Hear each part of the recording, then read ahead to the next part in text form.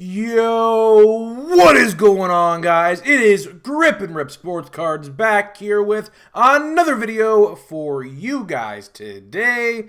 And in today's video, we're going to be going over the top 10 most valuable cards in 2024 Topps Series 1. So let's get into it. So before we get into that, thank you so much for joining me on this video today.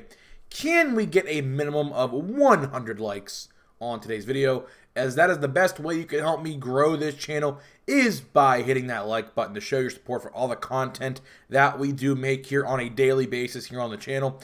And speaking of growing the channel, we are doing a giveaway. We are giving away hobby packs of baseball cards once we hit 8,000 subscribers. All you have to do to enter is be subscribed, like this video, turn on the post notifications for all the content you see on the channel, and last but not least, leave a comment in the comment section on what you're looking forward to this baseball season in 2024, and I will pick the winner once we hit 8,000 subscribers. So there is that. And of course, channel memberships are available. Get them on in with the join tab next to my name on YouTube. We are doing weekly videos on the exclusive membership tab, to discussion videos, to blaster box openings, to eBay unboxings, you name it. We're going to do it all over there. And to shout out to all my channel members watching this video, because there's a ton of you I know who are going to watch. So there's that. And of course, I have to show this off. Guys, if you want some merch, link in the description below. Nice material, doesn't shrink, everything like that. Very good. New designs are coming soon. They are. This is the first design I ever released. There's a couple more on there. There's more coming, believe me.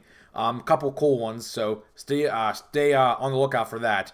And let's get into it. So let's get into it. Finally, it's release day. It is release day of 2023, or 4, I should say, Topps Series 1. And we are going to be going over the top 10 most valuable. I will say, there is a lot of good rookie star power. A lot of good rookie star power in this checklist. It honestly took me a while to comprise this checklist and top 10, because there are a lot of players who are kind of in the same, I guess, level of star power and valuableness, if that makes sense. And it was really hard to come up with a list that made sense. So hopefully my list makes sense. And to be honest, there is no right or wrong answer. You know, just because I have someone at like number 4 or 3 doesn't mean that you can't have that guy at 1. So let me know in the comments. Put your top 10 in the comment section down below in this video. I'd love to hear what you guys think of your top 10. So without further ado, let's get into it. So number 10, we're going to my Pittsburgh Pirates, and we're going to see the Pirates quite a bit in this checklist. We're going to Endy Rodriguez. Endy Rodriguez, why he makes number 10 in this list, he would be a lot higher. Unfortunately, he is out the entire year of 2024. During Winter League, he, I guess, messed up his arm and he got Tommy John surgery, so he is out the entire year for 2024. That's depressing, because he's a very, very good player, and I can't wait to see him back in the black and gold in 2025. But either way, let's go over his stats. He had 186 at-bats. These are 2023 stats, keep in mind you. 220 average, OPS 612, 13 RBIs, 3 home runs, and 41 hits. Not bad. Not bad at all for only being called up. I believe he was called up, and yeah, his call-up was July 17th. So not bad. Not bad at all. Switch hitting catcher. Very, very good athlete. Again, won't be playing the entire year in 2024, unfortunately. Unless we might make the playoffs, then maybe he comes back later in the year, but I doubt it. Either way, Tommy John surgery is going to keep him out all of 2024. Very sad. Either way, he is definitely worthy and deserving of the top 10. He's a very electric player. He brings the energy to the team.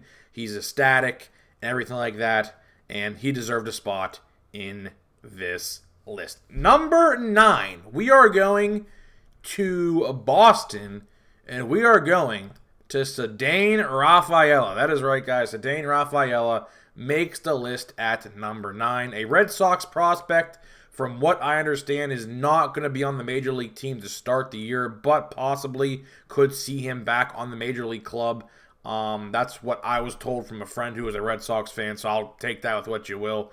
Either way, let's look at his stats. Only had 83 at-bats, and that's the thing. A lot of these players we're going to be talking about in this list have less than 100 at-bats, believe it or not, which is actually kind of insane to me. But either way, Topps did the right thing and actually put a lot of these guys in Series 1. So that's a plus to me. So let's go over his stats. 83 at-bats, 2 home runs, 5 RBIs, 241 average, and an OPS of 667. The future is definitely bright for him, definitely. Don't know where he fits in on the team. There was some speculation that they could actually be trading him if, a piece falls that they need, like a pitcher or something. So I'm not sure if Sedan Rafaela will even be on the Red Sox much more. But either way, whenever he makes it to a major league club and stays on that club, he is definitely going to have a place on that team. So keep an eye out for Sedan Rafaela in Series 1. I believe, fun fact, just to go forward here, I do believe, because I know people are going to ask this, do all of these guys have autographs in Series 1? And I believe the answer to that is yes. So all these people who I'm going to talk about in this checklist all have autographs. I think some have relic cards, and I think mostly all of them have silver pack cards too. So keep that in mind, as well as various inserts and things like that as well, which, there's a bunch of. But either way, now we go to number 8. Now, number 8, we are going to New York. Not the Yankees, not yet. We're going to the Mets. We're going to Ronnie Mauricio. That is right, guys. Ronnie Mauricio takes the prize at number 8. Again, right around 100 at-bats. A lot of these guys, like I did say, haven't had much major league experience yet. But again, I assume Ronnie will definitely probably make the team out of spring training into the major leagues on opening day. So I'm assuming that's why he is at number 8 on this list.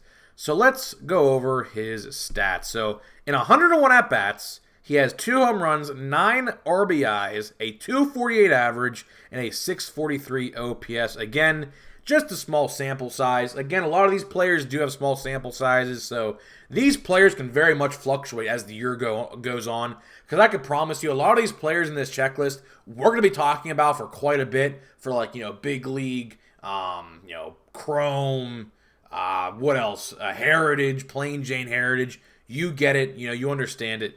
Right, so we're going to be talking about a lot of these players throughout the year, and a lot of these players are going to fluctuate throughout the entire year, just because, like I said, they're all in that small sample size group I was talking about earlier, and it's just going to fluctuate. That's how it is. So either way, he takes the prize at number 8. Now we're going to number 7. We are going to Tampa Bay. We're going to Johnny DeLuca. That is right, guys. Johnny DeLuca. A lot of you guys probably thinking, isn't he a Dodger? And to answer your question, I was under the exact same assumption, but I guess he was traded or let go in late December, about a month ago. Well, about a month and a half ago now when you're watching this. But either way, Johnny DeLuca is now a Tampa Bay Ray, which, again, the Rays love their guys like this, so it does not surprise me at all. Let's see about Johnny DeLuca. So in 42 at-bats, again, another small sample size, 5 runs, 11 hits, 2 home runs, 6 RBIs, average of 262, and an OPS of 740. He's going to be pretty solid. He is definitely going to be pretty solid. I could definitely put him higher on the list later down the line this year. I think I'm probably going to. He is going to have a very good year. So for all you Tampa Bay Rays fans, I don't know how you got Johnny DeLuca. I haven't kept up with the transaction list. But either way, you guys got an absolute stud in Johnny DeLuca and should be very happy with what you got. Actually, now that I'm thinking about it, did he get traded with the Tyler Glasnow deal? I bet you he did. Because Tyler Glasnow, Pirate legend, of course, got traded to the Dodgers. I bet you he was a part of that trade. Now that I'm really thinking about it. Either way, Johnny DeLuca, you guys are going to love him. Believe me, Tampa Bay fans, you got something good in Johnny DeLuca. Believe me. So now we're going, I believe, to, number 6? 10, 9, 8, 7, 6. That is right, 6. Now, this is where the controversy starts. I can already tell There's going to be people in the comment section not happy with this guy at number 6. But let me explain. We're going to Ellie de la Cruz. That is right. Ellie de la Cruz. A lot of you guys probably had this guy at number 1 on your list. And I'll let you know why he is not number 1 in my eyes. All right, so let's go over his stats first. So in 388 at-bats, I think he is by far the most qualified amongst any batter in this list. He is by far the most played time, I do believe.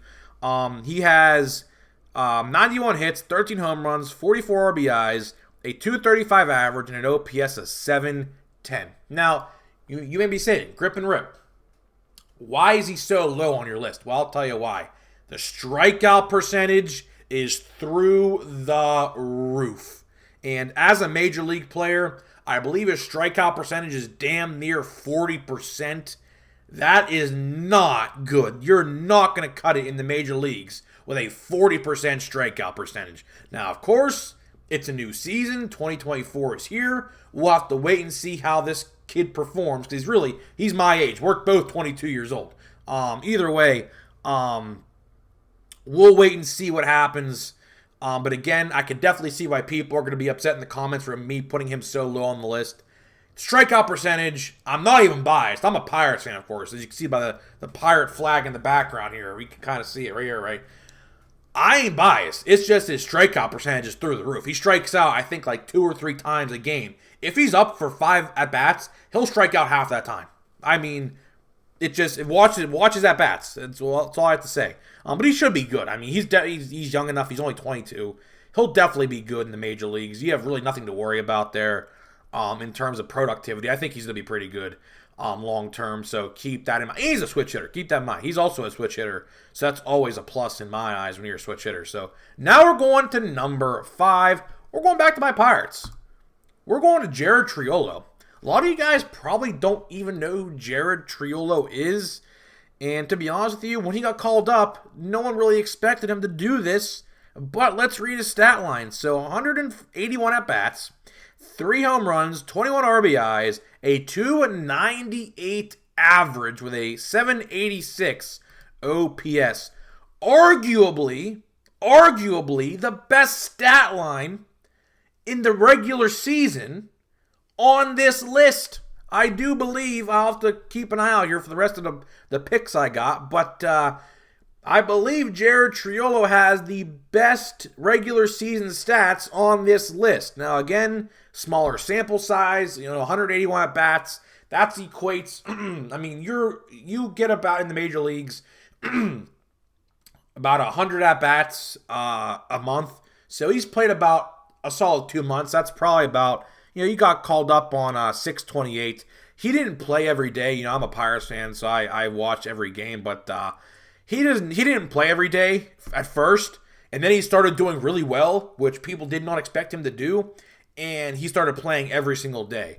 So that debut date is kind of misleading, and the stats are kind of misleading. He didn't play every day at first, and then he started to. He was a bench bat at first because I think someone got injured and they called him up. He just stayed up the entire year. He never got sent back down. He played the entire year on the Pirates. Let me get a drink here real quick because my throat's pretty dry, so give me a minute. All right. Now we're going, I believe, to number 4. That is right, number 4. We're going back to Cincinnati. We're going to Christian Encarnacion Strand. All right. That name is a mouthful. Try saying that name 10 times fast. So, Christian Encarnacion Strand. He is above Ellie de la Cruz in my eyes on the list. In 222 at-bats, 13 homers, 37 RBIs, a 270 average, and an 805 OPS. Stats don't lie, numbers don't lie. He had a way better season than Ellie de la Cruz. I believe he was only called up about 2 weeks later than Ellie de la Cruz. So they have pretty much the exact same play time, pretty much. Either way, Encarnacion Strand, probably one of my most likable players on the Reds. I think he's going to have a great year this year. That's coming from a Pirates fan, keep in mind. I think he's going to have an absolute great year. So keep an eye out for that. either way, the Reds should be pretty good. They are actually my pick to win the NL Central this year. I don't think the Brewers have a shot. I don't think the Cubs have a shot. I think it's going to be the Reds. It's the Reds division to lose. We'll have to wait and see. Because the NL Central, in terms of winter stuff, they have done absolutely nothing. The NL Central as a whole have done absolutely nothing this year in terms of signing anybody. So it's going to be a scrap the whole entire year. I expect the NL Central to be pretty close the entire year on paper, at least. We'll have to wait and see what happens there. But either way, we're going to number 3. We are going to number 3. We're going back to Pittsburgh. And yes, you guessed it, he finally appears on the list. Henry Davis. That is right, guys. Henry Davis, our catcher this year, of course, as I mentioned. Andy Rodriguez, who was our catcher, is not going to be playing this year. So Henry Davis is going to be playing his natural position for the first time in the major leagues. Henry Davis last year had a pretty weird year, but I'll tell you why he's so high on this list. So in 225 at-bats, 7 homers, he's had 24 RBIs, 213 average, and a 653 OPS. Why he is so high on this list is because, one, he was injured last year, which sucked. He was injured the entire year. He had some hand problems and I believe a concussion maybe it was. I don't know what the problem was, but he had definitely a hand problem of some kind all year last year. He has completely reinvented his swing in the offseason. He looks like a complete new, different player than what we saw in 2023. So that's why he's so high on this list. And this team, the Pirates, are going to need him more than ever this year. With, like I said, our catcher, Endy, being out the entire year. Henry last year played right field for the most part, and I guess DH'd from time to time. But either way, he should be pretty good. I expect big things out of him. He has a great arm, great behind the plate. Hitting last year, again, he was hurt. His wrist, his left wrist or right wrist was injured the entire year. Had some sort of problem with it. And luckily it's fixed now, and we'll see what happens there. But that is why Henry Davis is on the list at number 3. Now we are going to number 2 on this list. We're going to New York. We're going to the Yankees, and we are going to Jason Dominguez, the Martian himself. Man, I am very high on Jason Dominguez. I was since they drafted the kid, whenever that was, how many years ago. But either way, let's go over his stat line. Again, only 31 at-bats, very small sample size. He literally got hurt, I think, in the first, 2 weeks of his playing career at the Yankees. 6 hits, 4 home runs, 7 RBIs, 258 average, and an OPS at 980. He's going to be good. I think he had Tommy John surgery as well. He is due back, I believe, sometime in June or July this year. But either way, when he does come back, you are looking at an absolute, if the race is not taken away yet at that point, you're probably looking at a finalist in AL Rookie of the Year right here with Jason Dominguez. I don't know. It could be too late by the time he comes back, but if it's not, you're looking at a perennial AL Rookie of the Year candidate right here in Jason Dominguez. And last, but certainly not least, without a doubt in my eyes, the number one most valuable player on this list. We're going to the World Series champions, and we're going to Evan Carter. That is right, guys. Evan Carter takes the number 1 overall place in this checklist. What more can I say? He played literally 3 or 4 games in the regular season and had an absolutely tremendous postseason to the point where everybody knew who he was in a span of about a week's time. So there is no doubt. I'm gonna read his postseason highlights. Let's read both. So regular season, he had 62 at bats. He had 5 home runs, 12 RBIs, a 306 average, and an OPS of 1,058 in the regular season. Now let's go to the postseason. Postseason stats, 60 at-bats. He had 1 home run, 6 RBIs, a 300 average, and a 917 OPS. I mean, this kid's only 21. He is going to be good. He is definitely going to be good. I don't think this was a fluke at all. So I'm telling you right now, he is definitely, without a doubt, the most valuable player in my eyes. There is no doubt about it. We should expect some big things out of Evan Carter this year for the Texas Rangers. So that is it, guys. That is my top 10 most valuable player list for 2024 Topps Series 1. Let me know in the comments what you think about my list. What did I get right? What did I get wrong? I know a lot of people are going to be saying I got Ellie wrong. I understand it, but again, strikeout rate through the roof. Potential's up here, but strikeout rate is just too much. So he had to be lowered. Either way, let me know what you think about my list. Put your list in the comment section of this video below, and I'll see you guys in the next video.